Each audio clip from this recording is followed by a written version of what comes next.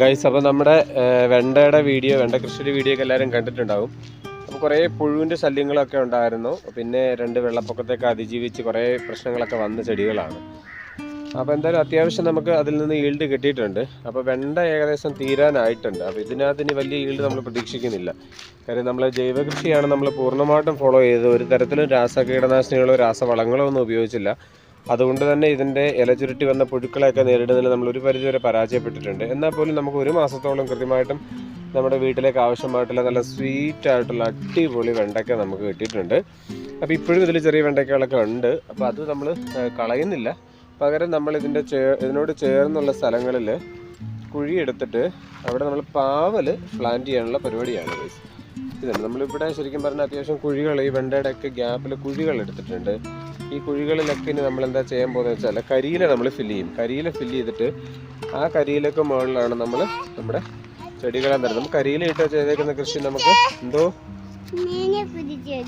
മീനൊന്നുമില്ല, വെയിൽ വന്നു കഴിഞ്ഞാൽ മീൻ കാണത്തില്ല. അപ്പോൾ ഗൈസ്, ഞങ്ങളെല്ലാവരും ഉണ്ട്, പൊന്നായി ഉണ്ട്. അപ്പോൾ നമ്മൾ വെണ്ട നിൽക്കുന്ന സ്ഥലങ്ങളിലെല്ലാം നമ്മൾ ഇതേപോലെ കുഴി എടുത്തിട്ടുണ്ട്. ഈ കുഴികളിലൊക്കെ നമ്മൾ കരിയില ഫില്ല് ചെയ്യാൻ പോകാം. അപ്പോൾ നമ്മുടെ തടങ്ങളിൽ നിറയ്ക്കാൻ വേണ്ടിയുള്ള കരിയില സെറ്റായിട്ടുണ്ട്. നമ്മളുടെ ഇപ്പോഴത്തെ എല്ലാ കൃഷി രീതികളിലും നമ്മൾ ചെയ്യുന്നത് കരിയില കൃഷിയാണ്. കൂടുതലായിട്ടും നമ്മളെ തടങ്ങളിൽ കരിയില ഇട്ടിട്ടാണ് നമ്മൾ ചെയ്യുന്നത്. പക്ഷേ നമ്മളെ സംബന്ധിച്ച് നല്ല റിസൾട്ട് കാണിക്കുന്നുണ്ട് കരിയില ഇട്ട് ചെയ്ത എല്ലാ കൃഷിയും. അതുകൊണ്ട് നമ്മളിപ്പോൾ എല്ലാ കൃഷിയിലും കരിയില ഇട്ടാണ് ചെയ്യുന്നത്.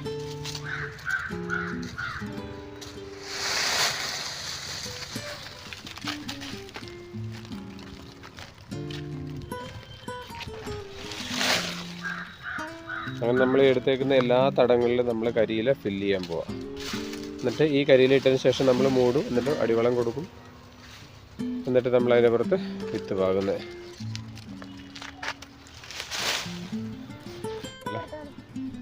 അപ്പോൾ ഗൈസ്, നമ്മൾ കരിയിലയൊക്കെ ഇട്ട് ഫില്ല് ചെയ്ത മണ്ണ് നമ്മൾ ഉമ്മയൊക്കെ ഇട്ട് മണ്ണൊന്ന് സെറ്റായി വന്നിട്ടുണ്ട്. അപ്പോൾ അതിലേക്ക് നമ്മൾ അല്പം ചാണകപ്പൊടിയും കൂടെ ചേർത്തൊന്ന് മിക്സ് ചെയ്തതിന് ശേഷം നമ്മുടെ പാവലിൻ്റെ വിത്ത് അങ്ങ് നടുകയാണ്.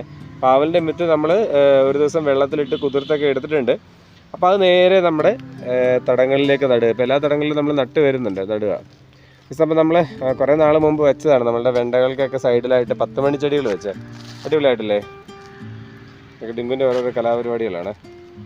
അപ്പോൾ ഗൈസ്, നമ്മൾ പാവലിൻ്റെ വിത്തുകളെല്ലാം അങ്ങ് ചെയ്തിട്ടുണ്ട്. കുറേ ചെയ്ത് ഡിങ്കു കുറേ തടമൊക്കെ ഒരുക്കി വൃത്തിയാക്കി ഇട്ടിട്ടുണ്ട്. അപ്പോൾ നമ്മളതങ്ങ് ഇടുക. കാരണം നമ്മൾ ഇത്ര ഉദ്ദേശിക്കുന്നുള്ളൂ. നമുക്ക് സ്ഥലം വളരെ കുറവാണ്, നല്ല വെയിൽ കിട്ടുന്ന സ്ഥലം വളരെ കുറവാണ്.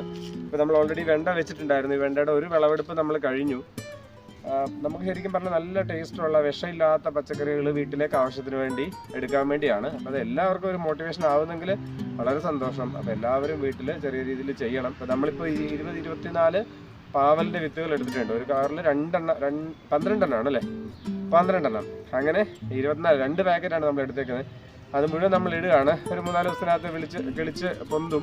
അപ്പോഴത്തേക്ക് അതിൻ്റെ അപ്ഡേഷൻ നമ്മളതിൻ്റെ കുറേ വീഡിയോ, ഇത് ഫുള്ള് ഇതിൻ്റെ കിളുക്കുന്നവരുള്ള വീഡിയോസ് ആയിരിക്കും കേട്ടോ. അപ്പം നമ്മൾ കഴിഞ്ഞ ദിവസം ചെയ്തത് കരിയിലേക്ക് ഇട്ട് കൊടുത്തിട്ട് മണ്ണെല്ലാം ഇളക്കി കുമ്മായൊക്കെ ഇട്ട് വെച്ചേക്കായിരുന്നു. അതെല്ലാം സെറ്റായി വന്നിട്ടുണ്ട്. അപ്പോൾ അത് ഒന്നുകൂടെ നമ്മൾ ചാണകം ചേർത്ത് നമ്മളൊന്ന് ഇളക്കുക.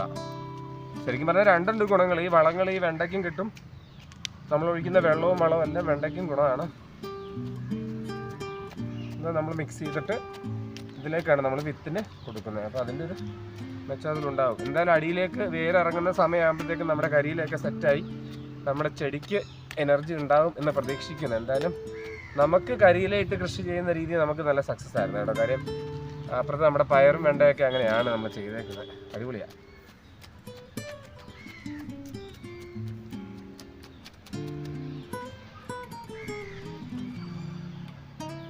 ഇതിൽ നമ്മൾ 2 തടം കുത്തിയിട്ടുണ്ട്. നടിലോട്ട് കരിയിലാണ് കേട്ടോ, മണ്ണിട്ട് ഹാർഡൊന്നുമല്ല, കരിയിലാണ്. പ്രശ്നമൊന്നുമില്ല.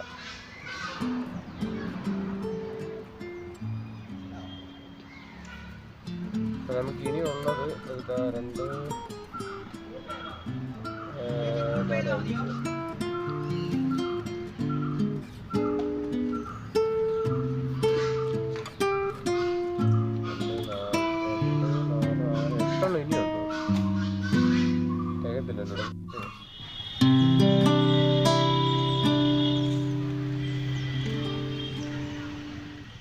അങ്ങനെ നമ്മൾ കരിയില അടിയിലിട്ട് നട്ട നമ്മുടെ പാവലിൻ്റെ എല്ലാ വിത്തുകളും മുളച്ചിട്ടുണ്ട് കേട്ടോ.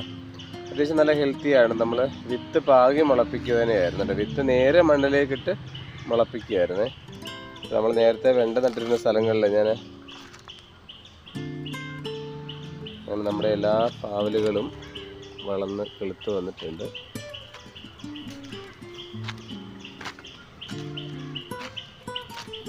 ഇവിടെ നമ്മൾ 3 വിത്ത് ഇട്ടിരുന്നു, ഒരെണ്ണേ കിളിച്ചിട്ടുള്ളൂ, ബാക്കി 2 ഇല്ല. അപ്പോൾ നമ്മൾ റീപ്ലേസ് ചെയ്യണം.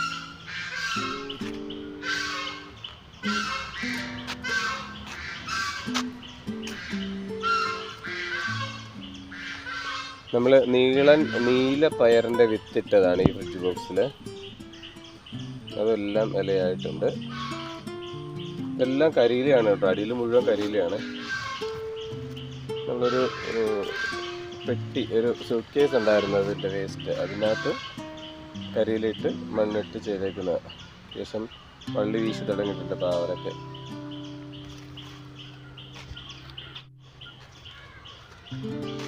നമ്മളുടെ പടവലത്തിൻ്റെ തടത്തിൽ നമ്മൾ പാവലിൻ്റെ വിത്ത് പാകിയിട്ടുണ്ടായിരുന്നേ, അതും മുളച്ചിട്ടുണ്ട്.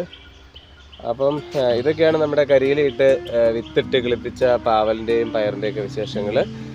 അപ്പം ഉടനെ തന്നെ മറ്റൊരു വീഡിയോയുമായിട്ട് വരുന്നുണ്ട്. അപ്പോൾ എല്ലാവരും നമ്മളെ സബ്സ്ക്രൈബ് ചെയ്തിട്ടില്ലെങ്കിലും ഫോളോ ചെയ്തിട്ടില്ലെങ്കിലും ഒന്ന് ചെയ്ത് സപ്പോർട്ട് ചെയ്തേക്കുക. പിന്നെ നിങ്ങളുടെ വിലയേറിയ കമൻറ്റുകളും രേഖപ്പെടുത്തുക.